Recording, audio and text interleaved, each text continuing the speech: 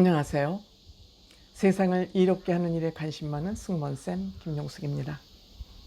이번에도 이준석 대표 얘기를 좀 해보려고 합니다. 제가 이준석 대표 얘기를 자주 해야 되겠다고 생각을 했습니다. 그리고 생각을 하게 된 이유는 이준석 씨는 젊은이입니다. 우리 대한민국의 미래는 젊은이들에게 달려 있습니다. 저는 정치적으로 이준석 대표를 잘 보호해야 될 사람이라고 생각합니다. 물론 정치 얘기를 하는 것을 제 시청자들께서는 달가워하지 않으시기 때문에 저는 다른 정치 얘기는 하지 않으려고 합니다. 다만 이준석 씨와 관련된 얘기는 가끔 해보려고 합니다. 이준석 대표 괜찮은 젊은이기 때문에 그렇습니다. 그리고 이준석 대표를 잘 보호해야 대한민국의 정치판이 바뀔 수 있다고 생각되기 때문에 이준석 씨 관련 얘기는 제 생각을 좀 전해보려고 합니다. 이 점 좀 양해해 주시기를 바랍니다. 시청자들께서 혹시 듣기 싫으신 분은 그냥 패스하시고 좀 관심이 있으신 분만 좀 귀담아 들어주시면 감사하겠습니다. 저는 이준석 대표가 윤석열 후보를 국민의힘에 입당시키는데 결정적인 역할을 한 사람이라고 생각합니다. 윤석열 후보가 국민의힘에 입당하는 것을 굉장히 많이 망설였던 것 같습니다. 그래서 중도, 제3지대, 여당도 야당도 다 꼴보기 싫다. 제3지대에서 좀 세력을 마서 만들어보자. 이런 것도 현실적으로 고민을 했다고 그러지 않습니까? 안철수 씨, 안철수 대표, 윤석열 후보, 또 누굽니까? 그 경제부 부총리 했던 사람. 그 세 사람이 만나서 이 제3지대, 중도의 문제에 대해서 협의도 깊숙이 했던 것 같습니다. 물론 여기에는 김종인 뭐라고 불러야 됩니까? 위원장인가요? 김종인 위원장의 의견이 깊이 개입됐던 것 같다고들 논평하고 있습니다. 저도 그랬을 것으로 추측이 됩니다. 왜? 멀쩡한 사람도 정치판에 들어가면, 정당에 들어가면 바보가 되는 경우가 상당히 많습니다. 윤석열 후보가 정치는 많이 하지 않았지만 그런 얘기를 들을 만한 기회는 넘고 처져 있었을 거라고 생각합니다.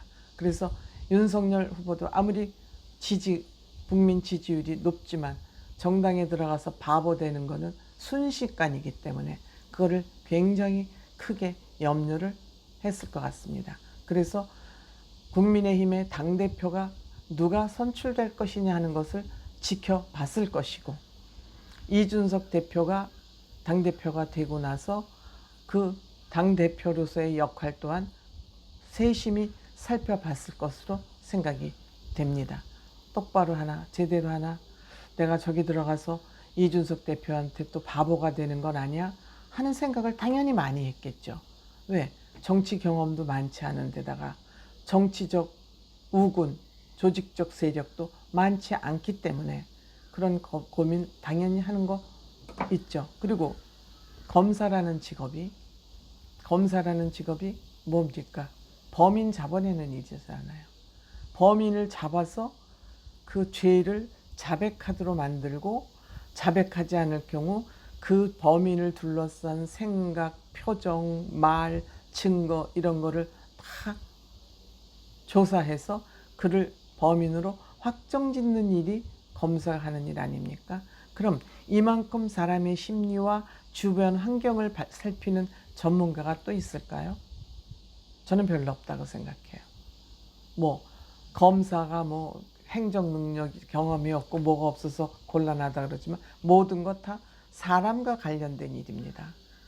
정치가 됐건 뭐건 모든 것 다 사람과 관계 사이에서 그 문제를 어떻게 해결하고 판단하고 풀어갈 것이냐가 정치이고 검사의 역할이고 사람 사는 사회의 저는 원리, 작동 원리라고 생각을 합니다. 그렇다면 윤석열 후보는 누구보다도 그 인간관계, 사람관계에서 벌어지는 일에 대해서는 저는 전문가라고 생각합니다. 그렇다면 윤석열 후보는 이준석 대표를 또 다른 시각에서 섬세하게 분석하고 관찰하는 그런 능력이 있다고 생각합니다. 그리고 사람을 만나서 이준석 대표를 만나서 2번 만나서 얘기를 하면서 이 사람이 이 정도면 됐다. 나이는 어리지만 이 정도라면 내가 신뢰를 하고 믿어도 되겠다. 저는 그러한 판단을 했을 것으로 생각됩니다. 윤석열 후보 나름대로 사람 보는 눈 전문성이 있죠.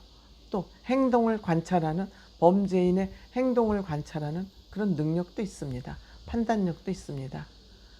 뭐 경제적인 전문성이 없다, 무슨 정치적인 전문 이런 거는 다 사람 보는 눈만 있으면 다 데려다 쓰면 돼요. 단 사람 보는 눈이 있느냐 없느냐가 중요한 거예요. 만사가 인사라는 말을 김영삼 대통령이 하지 않았습니까? 모든 일은 사람을 통해서 이루어진다는 것이죠. 그러면 윤석열 대표는 국민의힘에 입당하지 않고 그 기득권에 쩌들어 있는 그 꼰대 보수들의 하는 행태로 봐서는 나는 저기 들어가면 답이 없다.